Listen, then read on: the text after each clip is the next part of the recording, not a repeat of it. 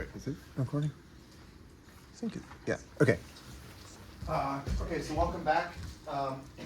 Let me remind you what we were doing last time. So we defined representations and modules. Maybe one thing that I should stress is that we had this notion of like a matrix representation, which is a homomorphism from our group G into like GLD, and GLD is the D by D invertible matrices. And then we also had this notion of a G module, where we have some vector space V, and we have a homomorphism from G into GL of V, which is the invertible linear transformations of V. And these are basically the same thing, because if you have a vector space, you can just pick a basis and use that to represent your linear transformations as matrices, and vice versa. So they're really sort of equivalent. So when I talk about G modules, you should really just think, okay, this is the same thing as a representation, and you can just pass back and forth between the two of them. One other thing I should mention is that we said that we're going to work over the complex numbers. And so someone asked me after class, like, could you do representation theory over other fields? And you totally could. It's just C is very nice because it's algebraically closed and it has characteristic 0.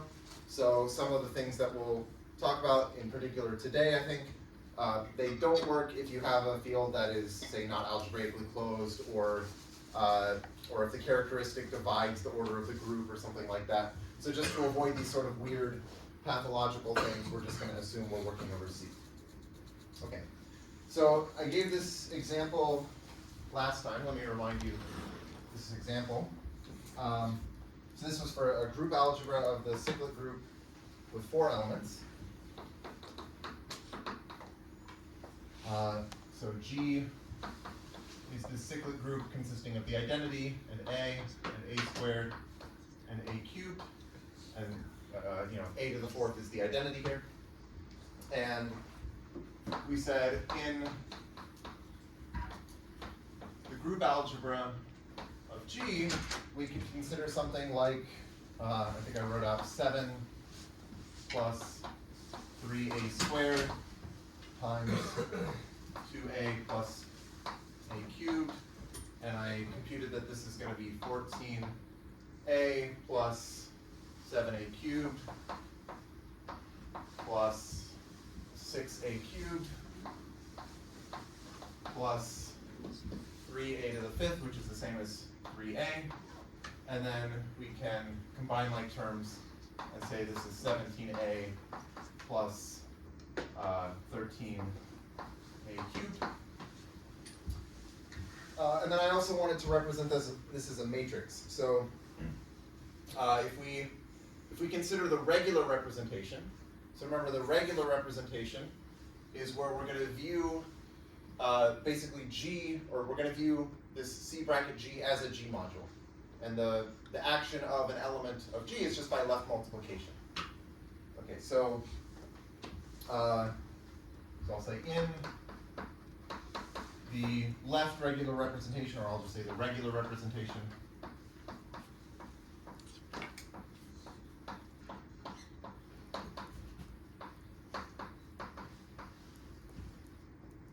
let's say I take the element A squared. Okay, so I'm going to think of A squared. Well, it's an element of G, which means that it's going to act on this vector space by just multiplication on the left by A squared. So I want to actually think of A squared as being a linear transformation, which is like multiplication by A squared on the left. And okay, so this is going to act on the standard basis. Okay, so I'll just use this standard basis for this vector space, which is the group algebra, and this will be like 1A squared, A cubed, and it acts as follows. Well, okay, if I take A squared and I apply it to the element 1, which I think of as a basis vector, okay, that's just going to be A squared. So it's like saying this map sends this basis vector to this basis vector. Okay. Then if I take A squared and I apply it to A, I get A cubed, okay? If I take A squared and I apply it to A squared, I get 1, because A to the 4th is the identity. And then if I take A squared and I apply it to A cubed, I get A. So I could represent this as a matrix. I could say, okay, I'm going to get a 4 by 4 matrix, where, like if I want to compute the first column of this matrix, I say, okay, well what is, basically I take this linear map and I apply it to the first basis vector, and I get A squared, and then I want to expand this in the standard basis. Well, in the standard basis, it's just like this, right? This is saying it's like A squared is 0 times 1 plus 0 times A plus 1 times A squared plus 0 times A cubed. Okay? So that's the first column, and then the other columns are similar. If I want to look at A squared applied to A, that's A cubed, which I'll represent as 0, 0, 0, 1. And then A squared applied to A squared is 1, which is 1, 0, 0, 0. And then finally, A squared applied to A cubed is A, which will be 0, 1, 0, 0. Okay? So if I were to think of the regular representation as a matrix representation, then it's a homomorphism from my group G into GL4, so 4 by 4 invertible matrices, and it sends this element of my group to this matrix. Okay. Let me do another example.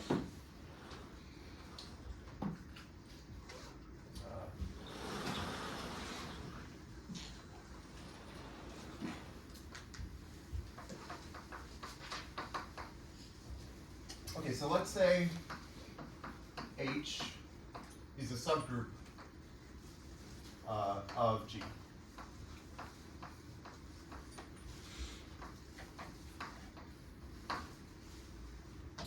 And I want to construct a permutation representation out of the left cosets of this subgroup. So I'm going to let, let's say script H. Okay, so this is not the same H because it has this little hook on this part. This is going to be, well, okay, it'll just be a complete list of the left cosets of H. So G1H, G2H, all the way to GKH. Okay. So we have K different cosets, and I'm just saying this is a complete list of them, where I like each GI is a representative for this coset. And okay, then G is going to act on this set, again, just by left multiplication, just like what we had for the regular representation. So then G acts on this set script H by left multiplication.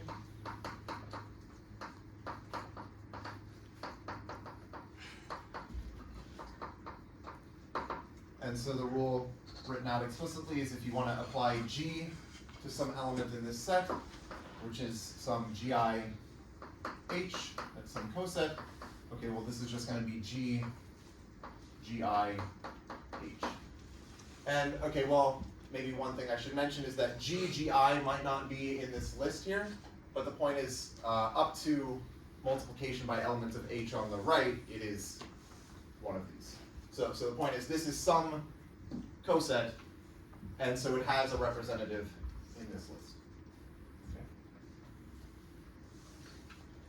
Okay, so then we get this is another way of generating permutation representations of G. And in two special cases, we get things that we've seen before. So if we take H to be all of G, right? So if H is all of G, then there's only one coset. It's just all of G. And then in that case, we just have like G is acting on a one-element set. And so the permutation representation we get there is just going to be the trivial representation. Okay, so if H is all of G, then this is the trivial representation.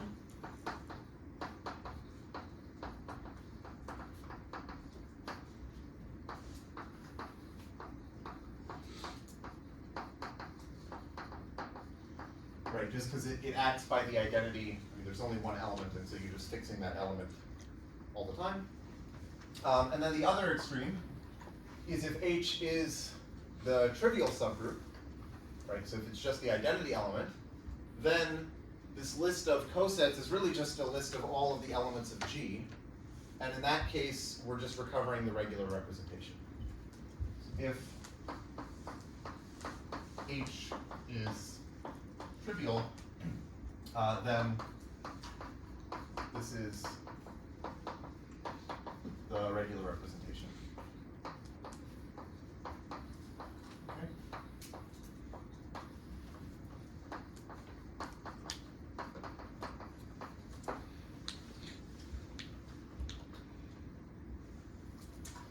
Any questions up to here? Okay. So I want to define, okay, one thing I was mentioning a little bit last time was this fact that the regular representation is nice because it contains, in some sense, all of the irreducible representations of the group inside of it. So we're going to try to make that more precise by talking about, like, okay, what does it mean to have a representation inside of another representation? Or we can also phrase this in terms of modules. So let V be a G module.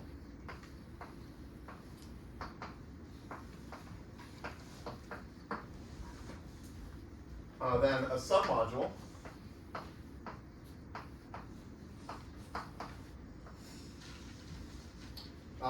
submodule of V is just going to be a subspace that is preserved by the action of G. So it's a submodule of V is a subspace, so a linear subspace W of V such that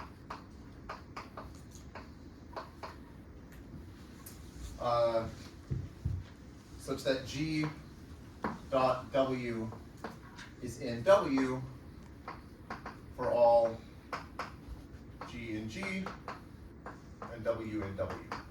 Okay, so if I take an element of my subspace and I apply the action of some element of my group, that should stay within the subspace. So notice that, okay, there are two sort of obvious submodules of any module. One is the entire thing, like all of V. Okay, that's obviously a module. And then the other one is the zero submodule, which is the zero vector space, because, well, I mean, that's because G is acting by linear transformations, and so it fixes the zero element. Okay, so I'll just say every G module V has the submodules 0 and V. And so when we talk about like an irreducible representation or an irreducible submodule, we're going to be looking for submodule. We're going to try to say, oh, it doesn't have any submodules other than these, right? Okay, so I'll get to that in a second. Let me give an example first. Okay, so here, so let's let V be the group algebra. So it'll be the regular representation, and let let W be this one-dimensional subspace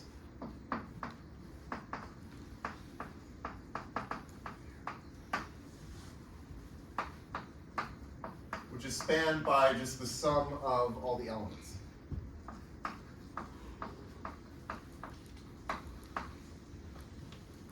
Okay, let's call it little w, and it'll be the sum over G in G of G. So just like in this notation where I have the elements of the group algebra, which are these formal linear combinations of elements of the group, I can just say, okay, let's just take like the sum of every element. So that's some element W, and I'm taking the span of that, which is some one-dimensional subspace.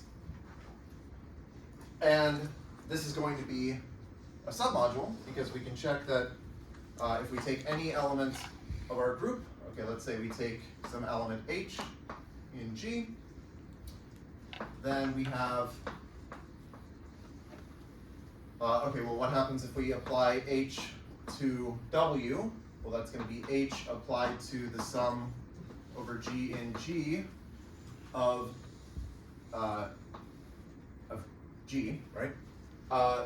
And then, okay, I can just move the H through, right? Because it's a linear transformation, so I can push it through the sum. This is going to be the sum over G and G of HG. And now, I mean, this is a very basic fact, but it's a very useful fact that if I'm summing over all the elements of the group, and I have like H times that element, I can just rewrite this as the sum over all the elements of the group, right? Like I can rewrite this as sum over, I don't know, G prime in G of G prime, where G prime is like my substitution for HG. And as G is ranging over the elements of the group, if I look at HG, that's the same as letting this G prime range over the elements of the group. So this is really, I mean, it doesn't matter what I call the dummy variable here. It's G prime, but it's the same as this. So this is just also W. Right? Another way of thinking about this is if I take all of the elements of my group in this sum and I multiply each one by H, that's just going to permute the sum. But if you're permuting a sum, it's not actually changing the sum. Okay, so what this is saying is that that actually this is the trivial representation, this submodule, because if I apply the action of any element to W, it's acting as the identity linear transformation, and so it's a trivial representation.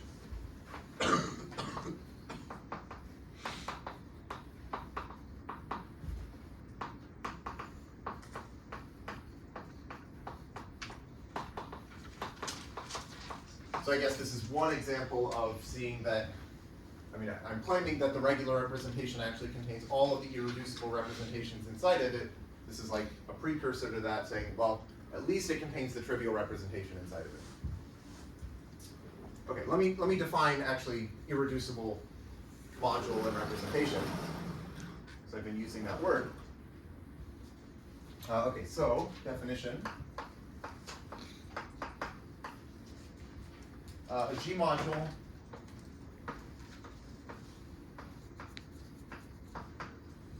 is reducible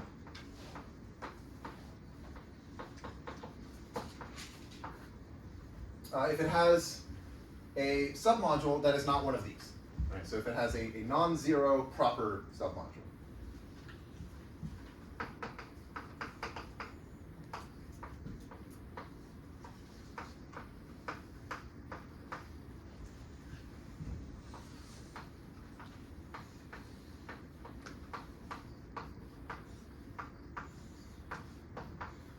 And then, okay, what does irreducible mean? It means it's not reducible. So otherwise, it is irreducible.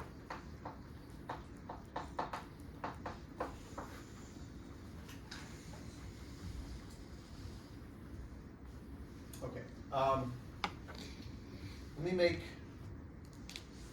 a couple more definitions.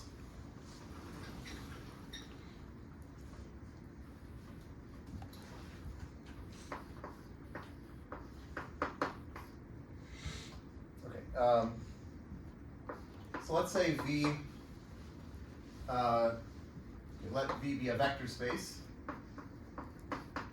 Okay, so this is going to be just a definition from linear algebra, and then we'll make it into a definition about modules. So let V be a vector space with subspaces,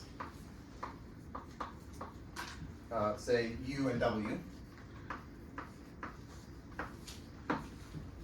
Then if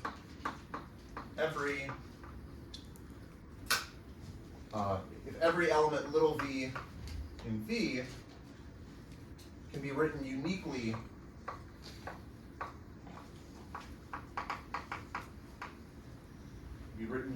as an element of U plus an element of W,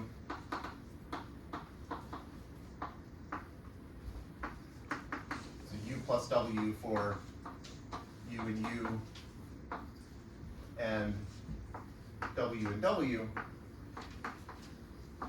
then we say that the vector space V is the direct sum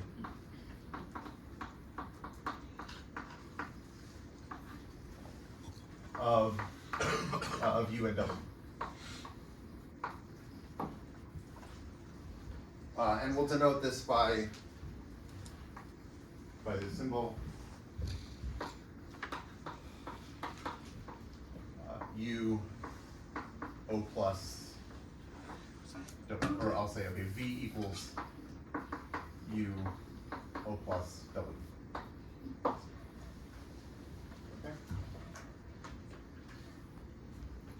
So this is just a thing from linear algebra, right? Decomposing a vector space into a direct sum of smaller subspaces. But then, if we want to make a definition about modules, I'm going to say, okay, so if V is a G module,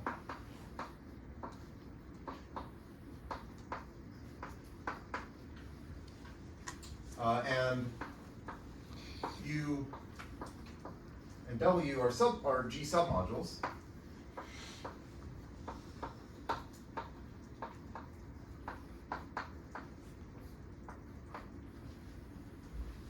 then we'll say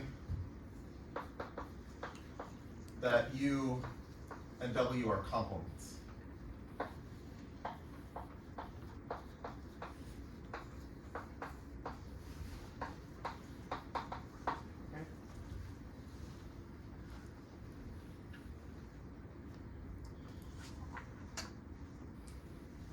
So one thing we're aiming toward doing is taking some module, some G module, or in other words, a representation, and trying to decompose it into simpler modules, write it as a direct sum of simpler things.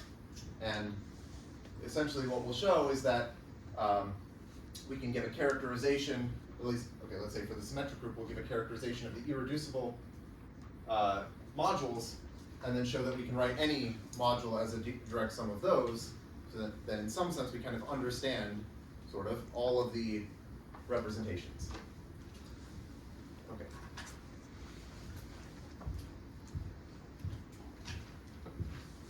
So I also want to use inner products. So I'm going to let this dot comma dot thing. So let's say this is an inner product on my space V.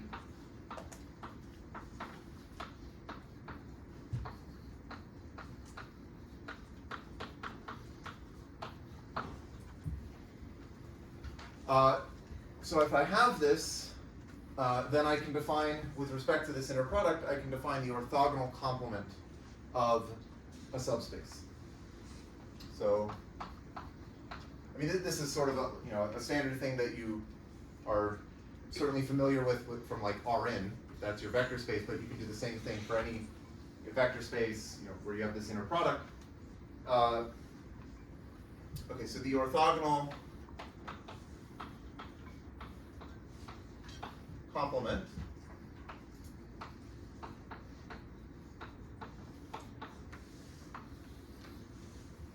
of a subspace W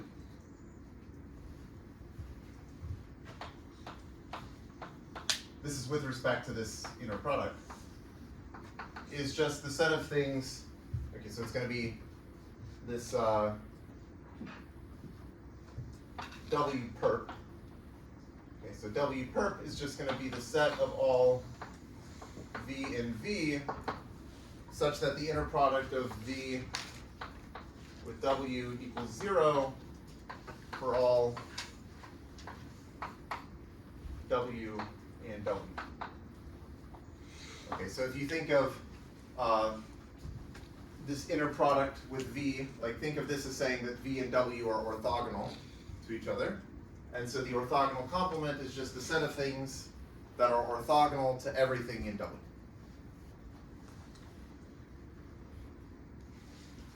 Okay, also, I'm going to say that my inner product is invariant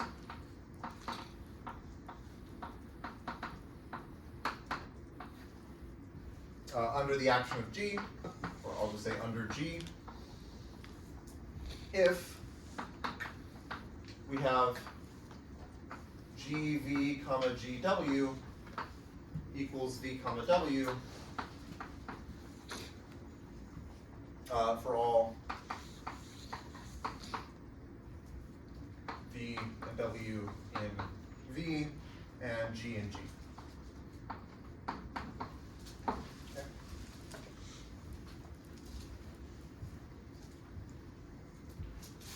So, okay, so here's a proposition.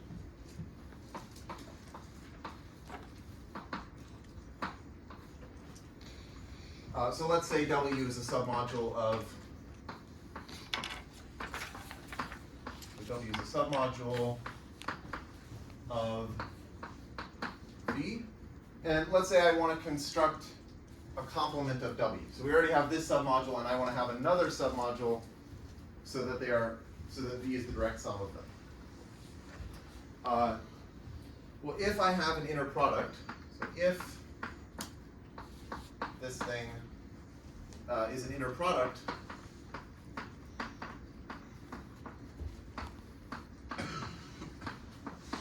on V that's invariant under G,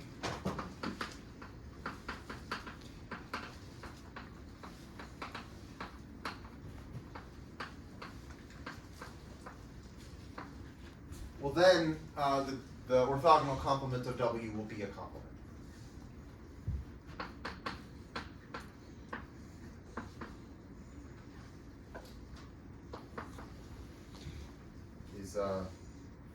Okay, it's I'll just say it's also a submodule.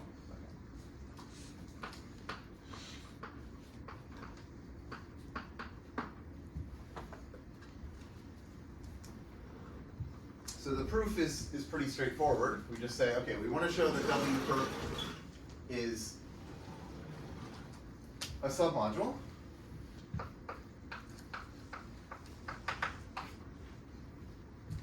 So, okay, let's suppose we have some element, say U in W perp, and some element G in G. And we want to show, we just want to show that if we apply the action of G to U, then we remain in W perp. Right? That'll show that W perp is a submodule. So, okay, what does it mean to say that GU is in W perp? Well, we want to show that it's orthogonal to everything in W. So then, so we want to say that if we take any W in W, we can look at GU comma W, and we want to say that this is 0. But, okay, we are assuming that this inner product is invariant under the action of G, so we can apply G inverse to both of these and it doesn't change anything. Right, so we can apply some element of G to both things in the inner product and it doesn't change it, so I'm going to apply G inverse, and that'll give me U and G inverse W. Okay, but W is a submodule. So if I take G inverse W, that's still in W. So this thing is still in W. And so then that, because U is in the orthogonal complement, this is 0. Okay.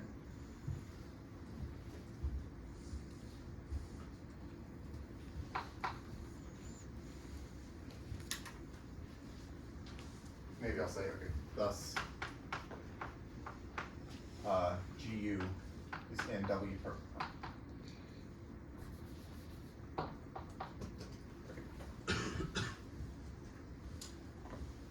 Okay, so now I want to state an important theorem. This is called Maschke's theorem.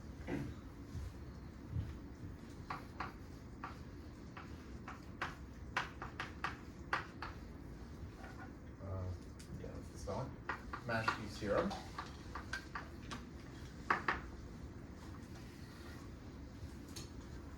So I'm going to let G be a finite group.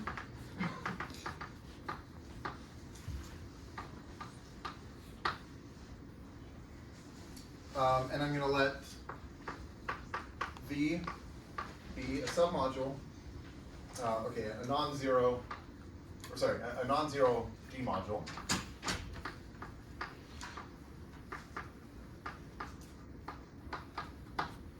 Okay. Then the claim is that I can write it as a direct sum of irreducible submodules. Then V can be written as, say, W1, direct sum, W2, direct sum, direct sum, WK, where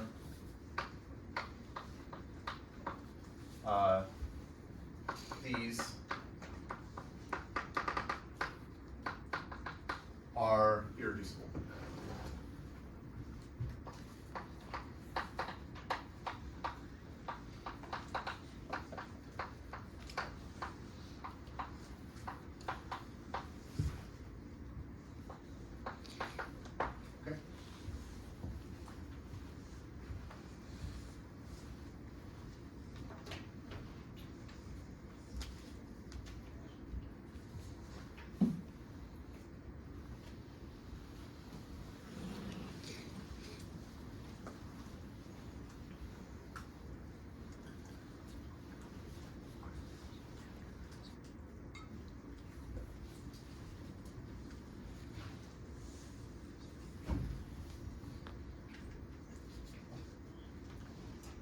Okay, so here's a proof.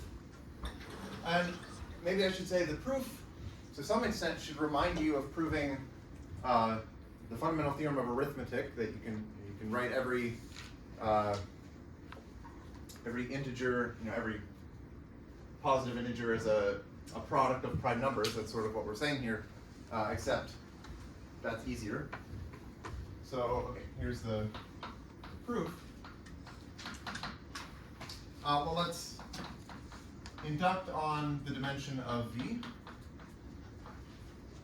I'll call D. Okay.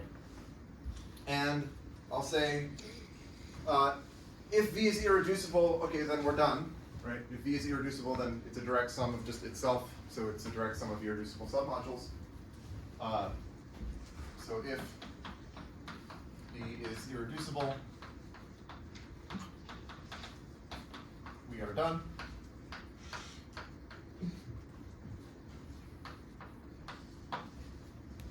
And in particular, if D is 1, then we're done. Because if D is 1, then V has to be irreducible, so then we're good.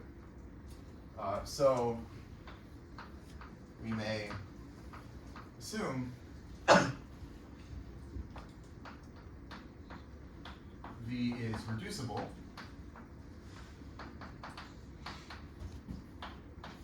So in particular, D is at least 2.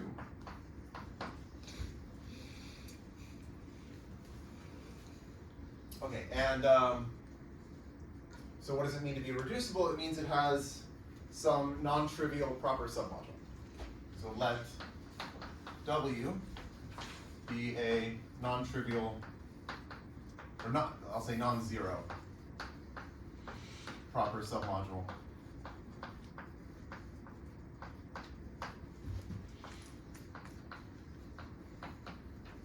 of V.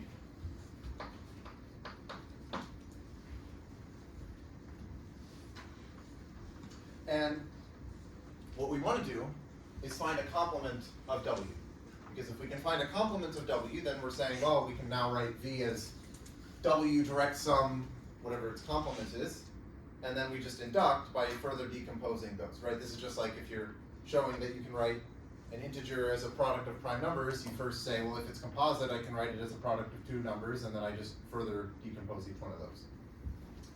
Okay, so I want to construct a complement of W, so I'm going to use this, where my goal is to find some invariant inner product, and then I'll construct the orthogonal complement of W, and then by this proposition, that will be a submodule, so it'll work.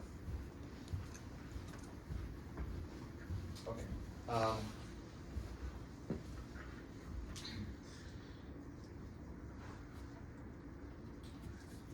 Okay, so let's let me do it this way.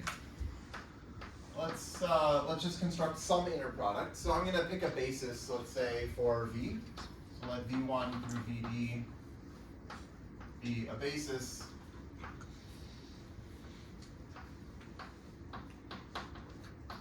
of V. And I'm going to define an inner product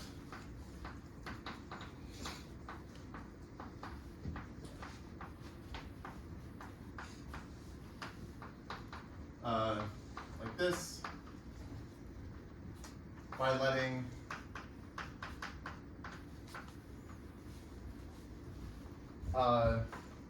V1 or sorry, Vi comma Vj be the Kronecker delta ij. So this is just 1. Right, so this is 1 if I equals j, and 0 if I does not equal j. So in other words, I'm choosing this specifically so that V1 through Vd will be an orthonormal basis for V. Okay. Orthonormal with respect to this inner product. Now, okay, there's no reason why this inner product should be invariant under the action of G. It might not be. So I'm going to modify this inner product in order to make it invariant under G. So what I'm going to do is say for any elements, let's say V and W in V, I'm going to define like V comma W but with a prime. So I'm defining this like inner product prime, new inner product. And I'm going to define this as just the sum over G in G of GV GW. So this is this inner product, and now I'm using it to define this modified inner product. And you can check, so I won't do this, but you can check that this is actually an inner product.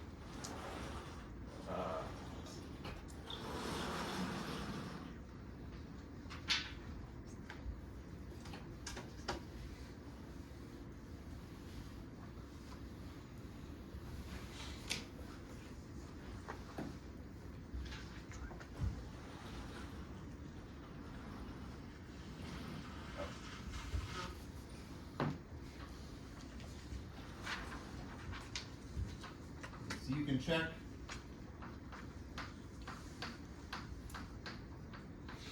that this thing is an inner product.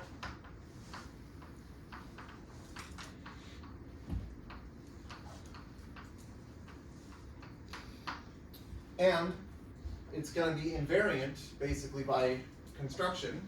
So specifically we can say, okay, for any element H in G and any elements V and W in V, we can just compute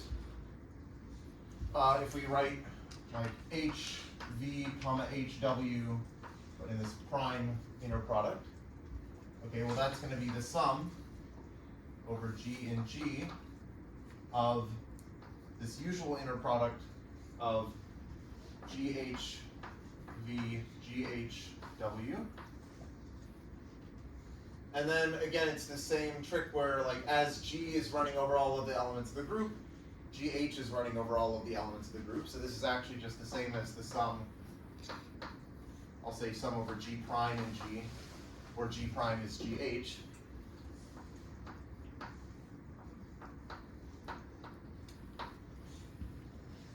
And then it doesn't matter what dummy variable I use here. I could replace the G prime with G, and then it's exactly this thing. So this is V comma W prime. And so this is showing that this prime inner product is actually invariant under the action of G. So this is invariant under G.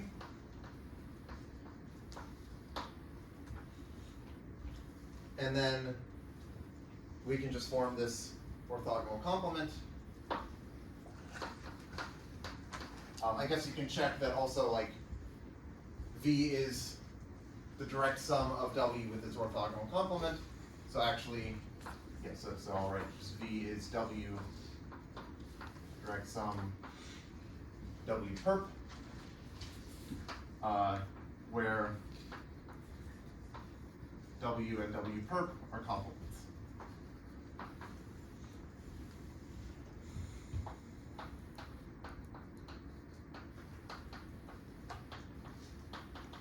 Okay, and then now induct by further writing W as a product of irreducible, or sorry, a direct sum of irreducible modules, and then write W perp as a direct sum of irreducible modules. And so then the whole thing is a direct sum. Okay?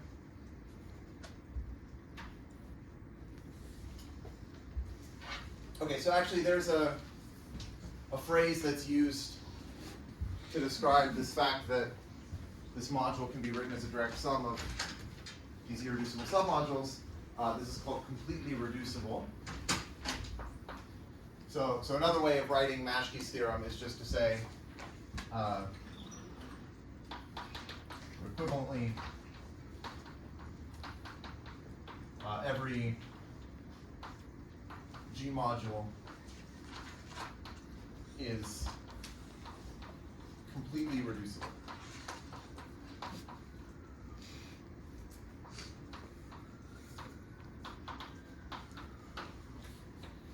That's just what that means.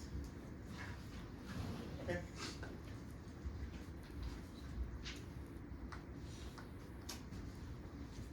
Okay, so now we're making progress because now we know that we can take any module and write it as a direct sum of irreducible modules, but you might still be concerned that, like, maybe there are just like a terrible number of these irreducible modules and maybe we don't understand them. So we'd like to say, well, actually there are only finitely many irreducible modules up to isomorphism. Okay, so what does isomorphism mean? Well, we need a notion of isomorphism for modules. And first we'll need a notion of homomorphism. Okay, so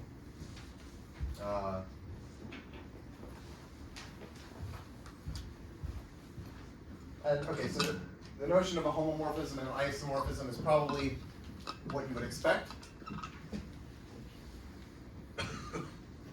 just from other notions of homomorphism or isomorphism from other classes.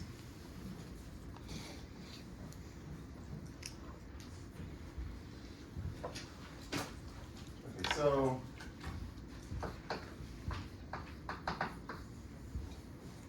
let V and W be G modules.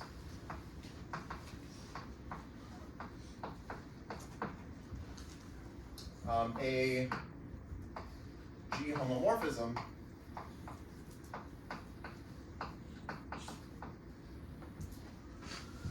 let's say from V to W is, well, it's a linear transformation.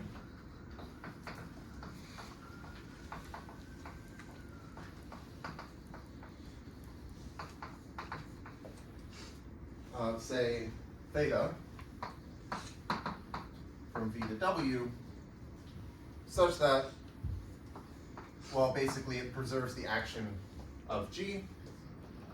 such that if I take theta applied to GV, right, so here V is an element of the vector space V. Little g is in the group G, so this is like the action of G on V, which I can do because V is a G module. And then I apply this linear transformation to map it over to W. I want this to be the same thing as if I first applied theta to V to map it into W, and then I applied the action of G inside of W. Okay? Okay, so this should be for all G and G and V and V. Okay, another way of saying this is we'll say that theta preserves the action of G, or it respects the action of G.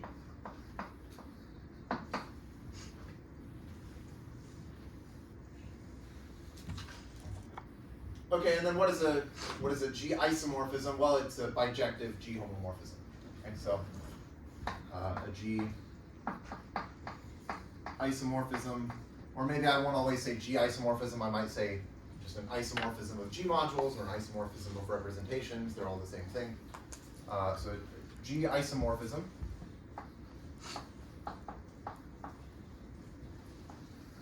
is a bijective G homomorphism.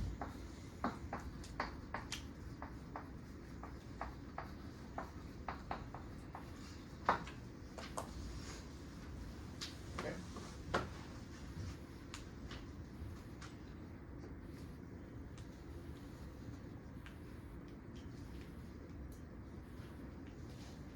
Okay, so let me tell you another important named result. So we had Maschke's theorem, which is one important named result, but now another one is Schur's lemma.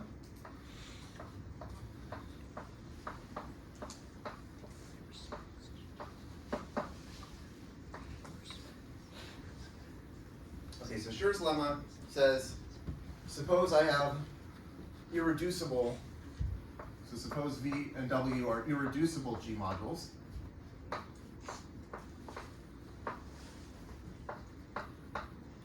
Again, irreducible means that they have no non-zero proper submodules. Irreducible G modules.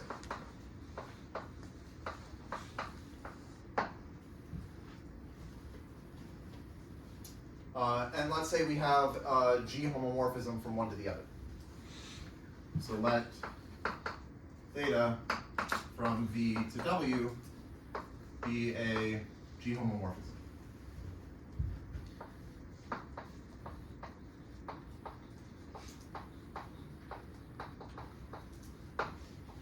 Okay. Then the claim is that actually theta is either an isomorphism or it's the zero. Then either theta is a G isomorphism, so it's bijective, or it's just zero. And, okay, so by this I mean it's the map that sends everything to zero in W. Okay?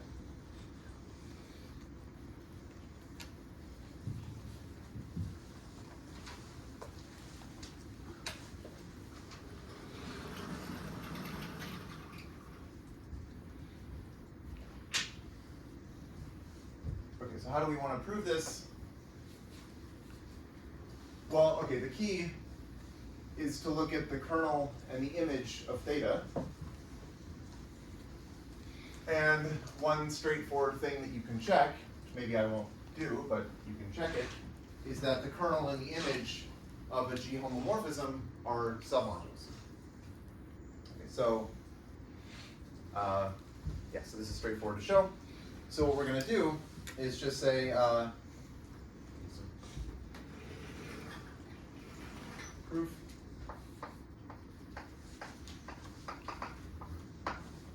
Okay, so you can check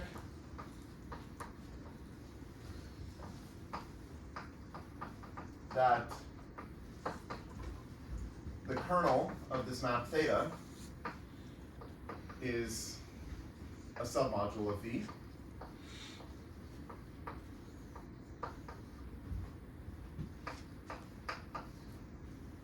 Okay, but V is irreducible, so the only submodules are 0 and all of V.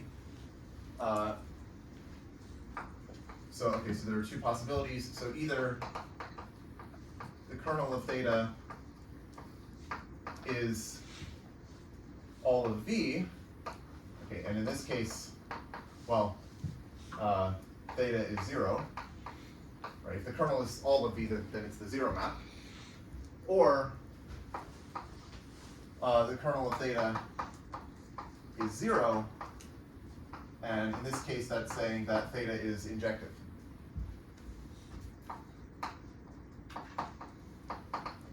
Because it's a linear map with 0 kernel. Okay, similarly, we can also look at the image of theta, which is inside of W, and you can also check that that is a submodule of W. So similarly, image of theta is a submodule of W. And since W is irreducible, the submodule has to either be 0 or all of W. So image of theta is either it's either W, in which case theta is surjective, or the image of theta is 0, in which case it's the 0 map.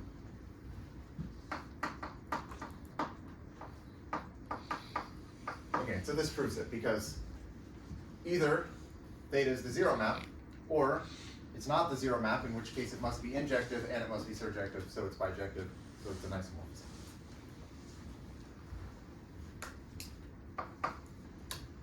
Okay, so this is a very useful lemma. Let me mention a couple corollaries of this. Okay. Oh, let me also introduce some notation. So we're going to let so let's say V and W are two G modules. We'll write hom of V W.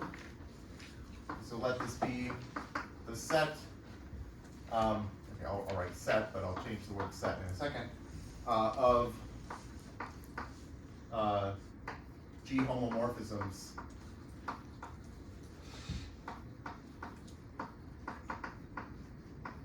from V to W.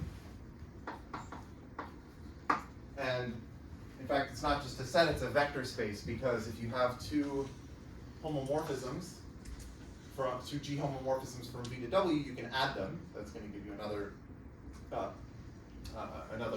G homomorphism. You can multiply it by a scalar. That gives you another G homomorphism. So it has the structure of a vector space. So instead of just saying set, I'll say vector space.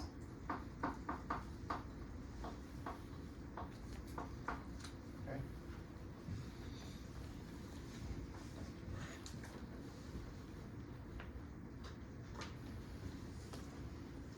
Okay, so here's a corollary of Schur's lemma.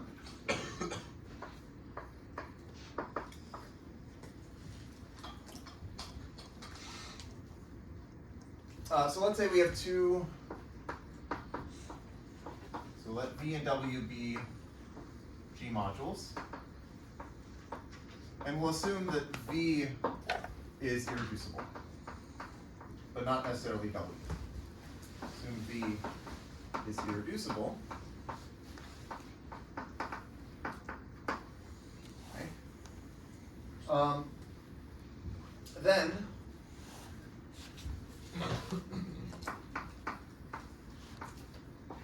hom of V comma W equals equals 0 if and only if W does not have a submodule isomorphic to V.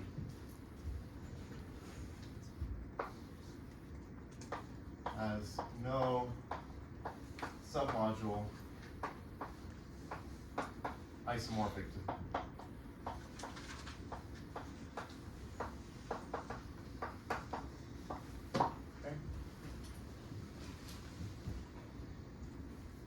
So why is this? Maybe I won't write it out, but I'll just walk through verbally why this is true. Okay, well first, suppose that this is 0. Okay, what does it mean if this is 0?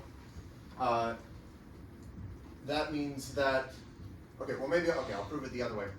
So first, suppose that W has a submodule isomorphic to V. So if W has a submodule isomorphic to V, then we could just map V isomorphically to that submodule, just write down an isomorphism, and then that's a G homomorphism from V to W that just maps V onto that submodule. It's like an embedding of V into W. And in that case, that would be a non-zero homomorphism, so this would be non-zero. So if W has a submodule isomorphic to V, then this is non-zero. On the other hand, if this is non-zero, then we can take one of these non-zero homomorphisms, and we can say, well, look at it's a homomorphism from it to its image, and it has to be okay. What's the cleanest way of saying this? The image must be irreducible.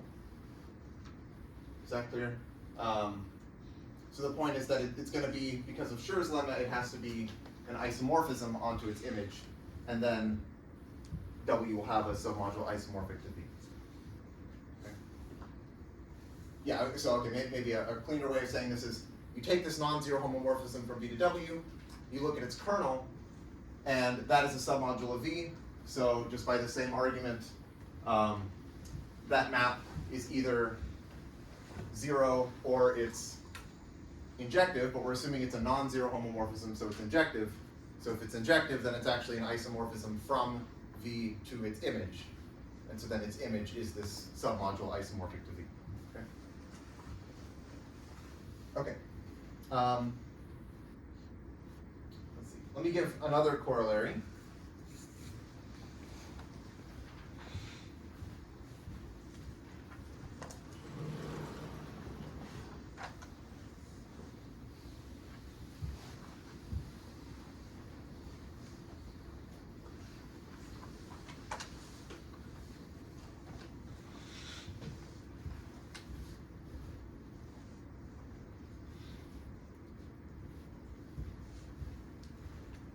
Okay, so let's say that we have just an irreducible G module V. So let V be an irreducible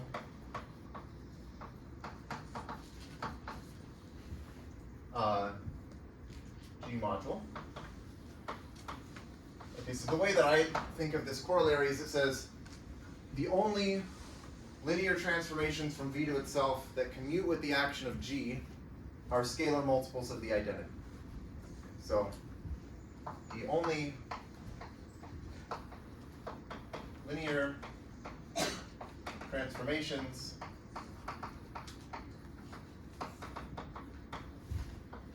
from V to itself that, well, okay, I mean, that commute with the action of G, that's just the same as saying that they're G homomorphisms. I'm just using different terminology. The action of G are scalar multiples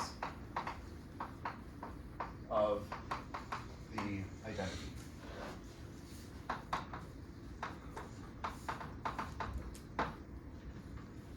maybe another way I could write this, if I don't want to use all these words, is I could just say, let's take the space of linear transformations from V to V that commute with the action of G, so that's exactly hom of V comma V.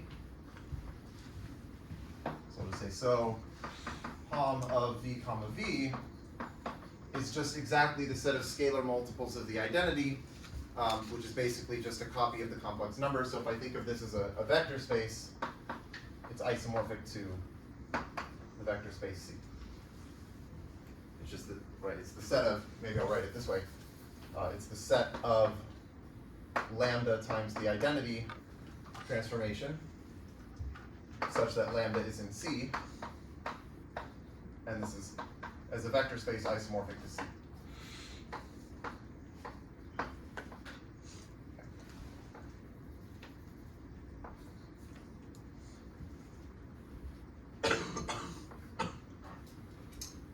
Okay, so why is this? Okay, well, let's suppose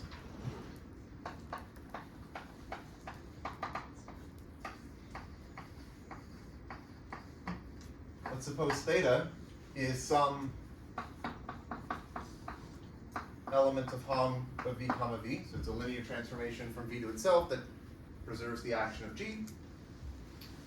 And what I want to do is choose an eigenvalue of theta. So theta is a linear transformation, and here I'm using the fact that we're working over the complex numbers. So this is one reason why it's nice to have an algebraically closed field, because if you think about, okay, why do we have eigenvalues of linear transformations?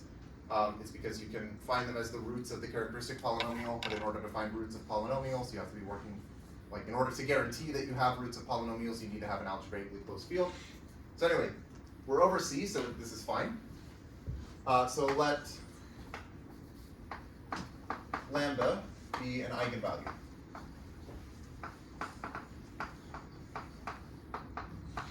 Of theta. Okay.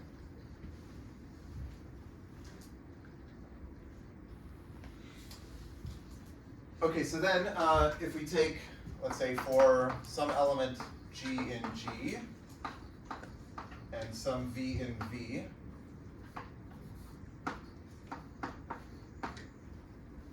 we can consider this thing. We're going to consider theta minus lambda times the identity applied to GV.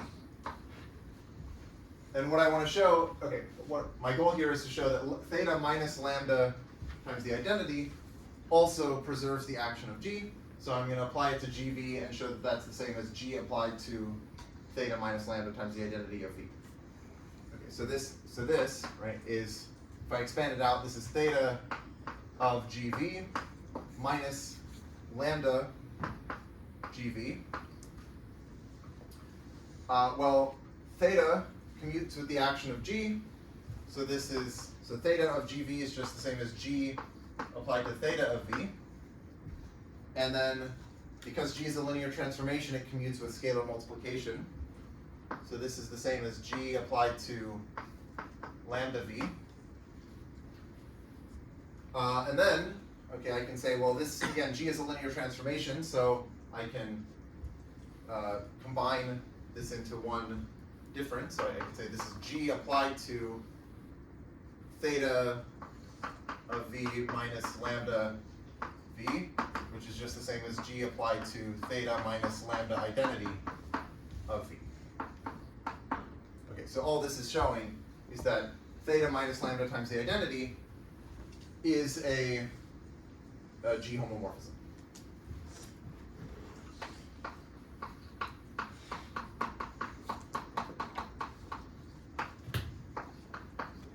Okay. But now we're going to use Schur's lemma and say, okay, we have a G homomorphism from an irreducible module to an irreducible module. And so it's either 0 or it's an isomorphism. And I claim that this cannot be an isomorphism because it sends some non-zero vector to 0. Actually, maybe I can ask, what is a non-zero vector that this sends to 0? Anyone? So I've chosen lambda to be an eigen. Yeah. Like the corresponding eigenvector? Yeah, exactly. Right.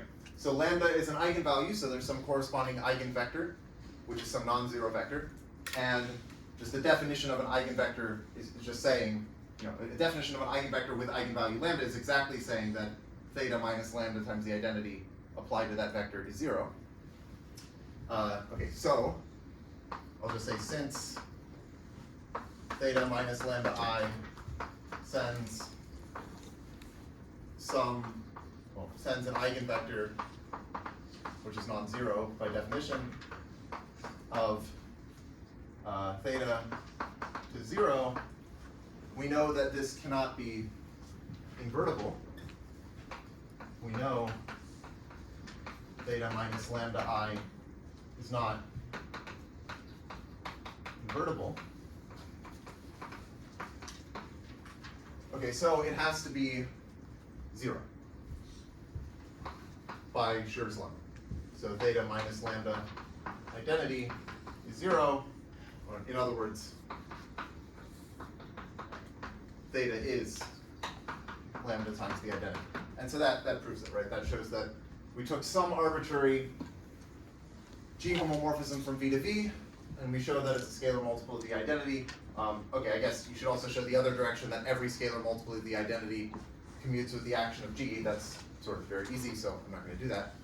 But then, okay, so that proves this.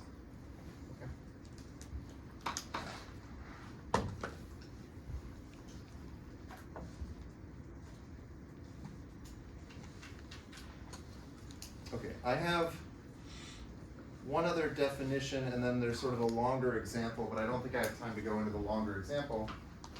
So, but I have, that clock is wrong, I guess.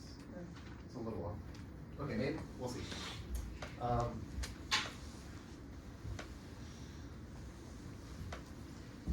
wait, do I have room here? Oh, I do have room, okay.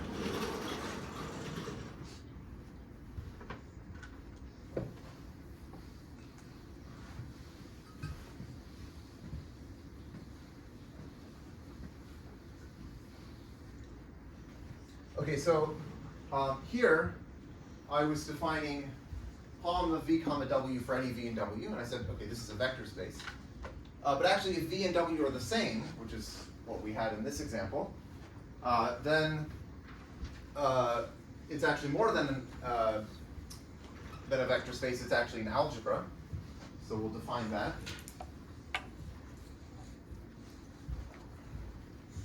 Okay, I'll define like two things. They're actually the same thing. One is the matrix version, one is the module version, but they're really the same just by choosing a basis. But okay, I guess it's worth giving both of the names. Okay, so given a G module V, the corresponding the endomorphism algebra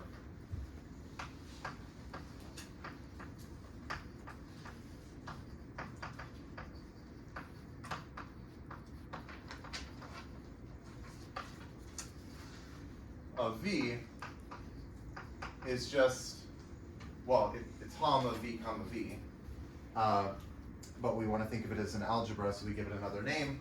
So this is end of V. This is just Hom of V comma V. And it's an algebra because, okay, so again, an algebra is, it's a vector space, but it also has a ring structure, so you can multiply things. And the multiplication here is just composition, because if I have two maps from V to V, I can just compose them together. That's fine. And so that's like the multiplication in this algebra. So I guess, okay, what this is showing here is that if you have an irreducible G module, then its endomorphism algebra is just one-dimensional. It's just a one-dimensional algebra, just isomorphic to the complex numbers. Okay. But I mean, here I'm not assuming that V is irreducible. This could be whatever.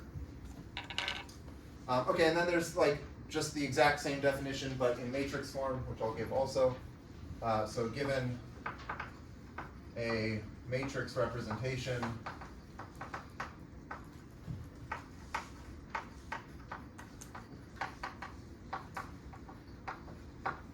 let's say X from G to GLD. Okay, so this is sometimes called the commutant algebra, but it's just the endomorphism algebra.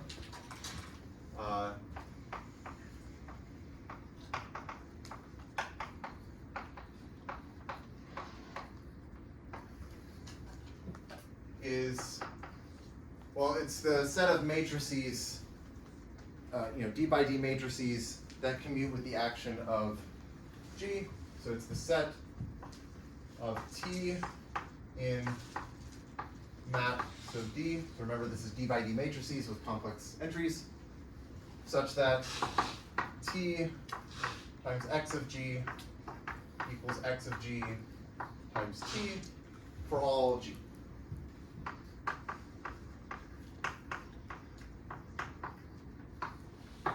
And this is, it's really just the same thing as the endomorphism algebra, because these matrices, if you view them as linear transformations from a vector space to itself, they are just exactly these endomorphisms. And so you can also think of this as an algebra, right? You can take these matrices and you can multiply them together, right? So this is also an algebra.